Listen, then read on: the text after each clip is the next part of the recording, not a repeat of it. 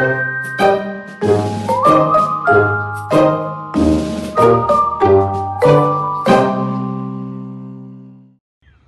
be careful about referring to someone as a self-appointed prophet. Unless you know, because the Lord has revealed it to you that that is the case, please avoid making that assumption. And you may think that you can just say anything about a person because they may be a false prophet, etc. However, in the book of Jude, it speaks about the archangel Michael will not bring a railing accusation against Satan. So even Satan can be falsely accused. So be careful about referring to a person as a self-appointed prophet unless the Lord has divinely revealed that to you. Because here's the thing. There isn't a directory that we can physically search to find out if a person is a prophet of the Lord or not, or if that prophet of the Lord is in right standing with him. So there's some people, they refer to themselves as prophets. And the easy thing to do, the low-hanging fruit, if you will, may be to refer to them as being a self-appointed prophet. However, are you sure that is a fact? Because if not, it could be considered as slanderous or libelous. Now, this is not about taking someone to court, because, as I've been inspired to write, one of the signs that a person has become a false prophet is that when a person wants to refer to or use litigation as a means to silence their critics. That's one of the ways a person becomes a false prophet, when they're trying to use the law to protect their bad behavior. And even if a person is being wrongly accused of stuff, to try to take people to court, to try to silence them or preserve your reputation, let God defend you. So this thing about referring to a person as being a self-appointed prophet, if you have ever done it, are you sure that was the case? Did the Lord actually tell you that that person was not one of his prophets? Because generally speaking, a prophet is a spokesperson for a deity. That deity either being the true and living God or Satan. So they're prophets of the Lord and then the prophets of the devil. But even in the Bible, there are prophets whose names are not even mentioned. We see, for example, in 2 Kings 2, where there were a company of prophets. In 1 Samuel 10 and also 1 Samuel 19, there were prophets there whose names were not even mentioned. So then there are also prophets in the Bible. They're just referred to as men of God. Their names were not even mentioned. And it's easy to call someone a self-appointed prophet. But unless the Lord has revealed it to you, it is a wrong thing to do. Also part of that, when you look at the Bible, when the Lord called people to serve him as prophets, a lot of times it was a private event. Even when Samuel was a young man in Eli's house, as we see in 1 Samuel 3, when the Lord called him as a prophet, the Lord called him privately.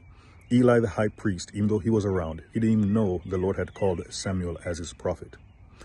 In the book of Jeremiah chapter 1, another case of the Lord calling someone as a prophet privately. And yet, kind of the same thing many people are doing right now when they're calling people self-appointed prophets is what Shemaiah did, as we see in Jeremiah 29. He referred to Jeremiah as one who made himself a prophet over the people, but it was the Lord who called him, and Shemaiah spoke out of ignorance. So, unless you're absolutely sure that a person is a self-appointed prophet, do not refer to a person as such, because you may be trying to make arguments against a person, and for those who know better, if they hear you refer to a person as a self-appointed prophet, as a way of shutting that individual down, they are going to shut you down, because you're going to come across as one who speaks without knowledge. And even with that, there are times in the Bible, the book of Job had a bunch of things to say. And when the Lord confronted him, Job confessed that he was one who spoke without knowledge. So again, unless God lets you know that a person is a self-appointed prophet, be careful about referring to a person as such if you are not absolutely sure. Then there's also this. There are different types of prophets. And besides the two categories that I gave you regarding a prophet of the Lord and a prophet of Satan, as I was inspired to write, there are basically four shades of prophets. A prophet of the Lord who's in right standing with him. An errant prophet, one who makes a mistake and the prophet spoke out of ignorance. For example, when David wanted to build a house of worship to the Lord, Nathan the prophet told him to go ahead because the Lord is with him. What Nathan said was not the word of the Lord, but Nathan was in error because he spoke without the Lord's approval. And what he said was from his own flesh as opposed to the Spirit of God. But the Lord spoke to Nathan to let him know that David would not build a house to him because he had shed much blood, and that his son Solomon would do that instead. Then Nathan gave him the word of the Lord. So at the point in time, until the Lord corrected him, Nathan was in error. Then there are some prophets who are lying prophets. They have told lies or are telling lies in the name of the Lord. An example of that, 1 Kings 13. The Lord sent a prophet from Judah to prophet in Bethel. That prophet's name was not mentioned. He's simply referred to as a man of God. There was a prophet in Bethel.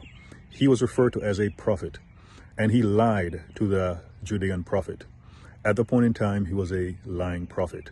And even though he was a lying prophet, the Lord still used a Bethelite to prophesy to the Judean to pronounce judgment upon him, and it came to pass. Balaam is referred to as a prophet, despite his wayward activities.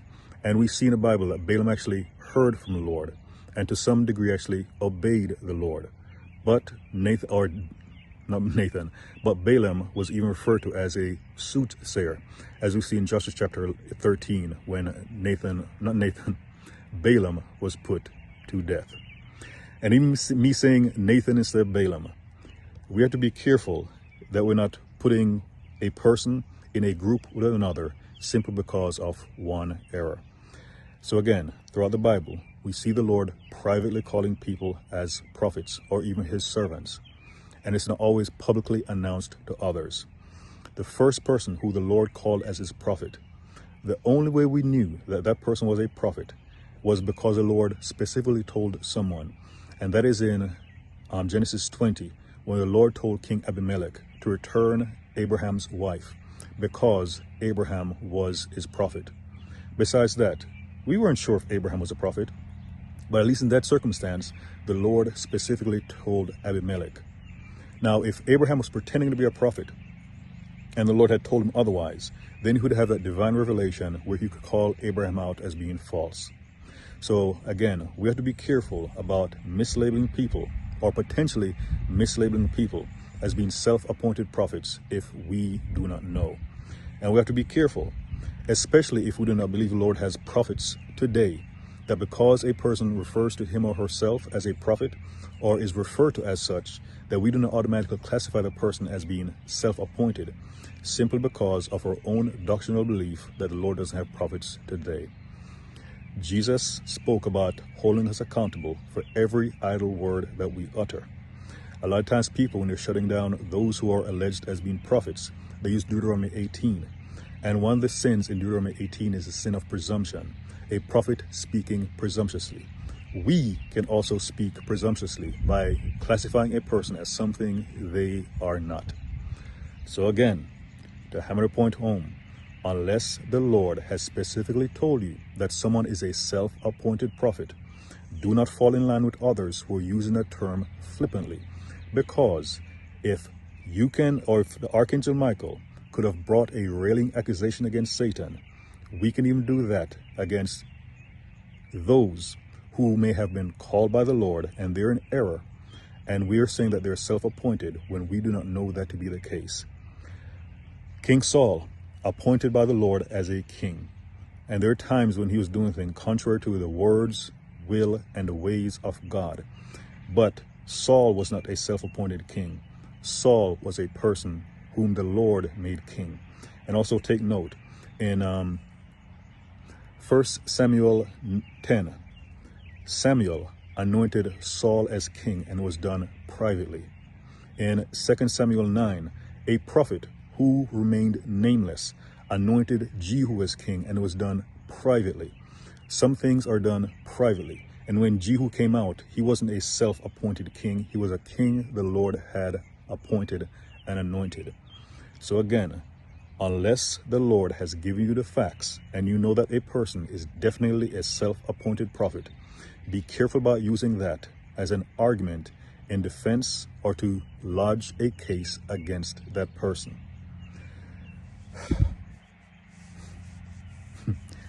And who would want to be a prophet, especially the things that people go through?